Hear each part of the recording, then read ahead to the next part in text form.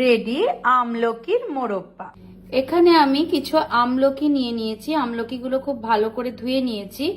1 KG আমলকি আছে এখানে। এবার এই আমলকিগুলো 1 রাতের জন্য এখানে জলে আমি ভিজিয়ে রাখছি।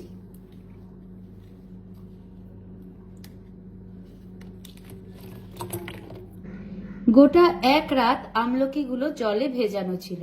এবার জল থেকে তুলে এরকম শুকনো করে কাপড়ে নিয়ে আমলকিগুলোকে মুছে ফেলতে হবে। একটা একটা করে আমলকি এভাবে মুছে রাখবো। এবার এই প্রত্যেকটা আমলকিকে আমি মুছে নেওয়ার পর এই যে দেখতে পাচ্ছেন এই কাঁটা দিয়ে কিন্তু এইভাবে ফুটো করে নেব। প্রত্যেকটা আমলকিকে যতগুলো পারবো বেশি করে ফুটো করব, এইভাবে প্রিক করে নেব।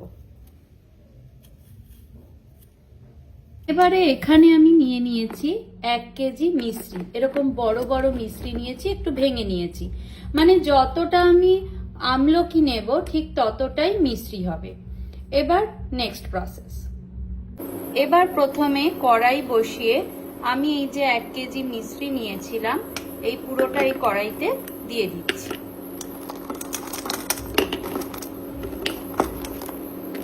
এবার এই মিশ্রির সঙ্গে এর মধ্যেই দিয়ে দিচ্ছি আমলকিগুলো।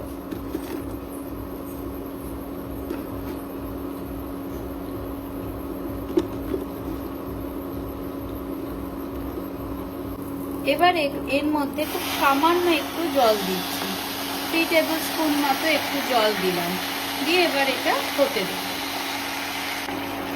এখানে আমার কড়াইটা একটু ছোট হয়ে যাচ্ছে, তাই আমি একটু বড় বাসনে এটা ট্রান্সফার করে নিচ্ছি। খুব লো ফ্লেমে এটা বসিয়ে রাখলাম, মাঝে মাঝে একটু তলা থেকে নেড়ে দেব।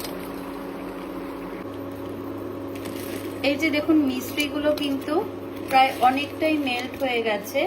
আরো মিশ্রিগুলো মেল্ট হবে, আমলকির কালার চেঞ্জ হবে আর একটু ঘন হবে। এই পর্যন্ত আরো কিছুক্ষণ ফোটাবো। এরকম ভাবে ফোটাতে ফোটাতে মাঝে মাঝে একটু নেড়ে দেব যাতে জিনিসটা তলায় না লেগে যায়। একদম গলে গেছে, এই নরম হয়ে গেছে, কালারও পুরো চেঞ্জ হয়ে গেছে আমলকির। এবার এর মধ্যে আমি একটু বিট নুন আর 10টা ছোট এলাচ দিয়েছি। ভালো করে মিশিয়ে নেব। নিয়ে এবার একটা কাচের বাসনে এটা পুরো ঢেলে রেখে দিতে হবে। এটা কিন্তু 2 দিন পর্যন্ত কেউ খাবো না। 2 দিন পর এর ভেতরে পুরো রসটা ঢুকে যাবে, তখন এটা আমরা খাবো। এবার একটা কাচের বাসন নিয়েছি, এর মধ্যে রস সমেত আমলকিগুলো ঢেলে রাখছি। এটা কিন্তু রান্নাটা স্টিলের বাসনে করলেও স্টিলের বাসনে কিন্তু রাখা যাবে না। এই ওপর থেকে একটু রসগুলো ভালো করে ছড়িয়ে দিচ্ছি। ভালো করে পুরো আমলকিগুলো ভিজে যায় এরকম ভাবে পুরো রসটা ঘুরিয়ে ঘুরিয়ে এর ওপর পুরো ছড়িয়ে দিচ্ছি। এবার এটা ঢাকা দিয়ে 2 দিনের জন্য রেখে দেব।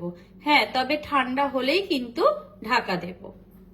2 দিন পর আমি আপনাদের রেজাল্টটা দেখাবো। রেডি আমলকির মোরব্বা। আমি কিন্তু 2 দিন পর এই যে খুলে দেখছি, দেখুন ভেতরটা কি জুসি হয়ে গেছে পুরো।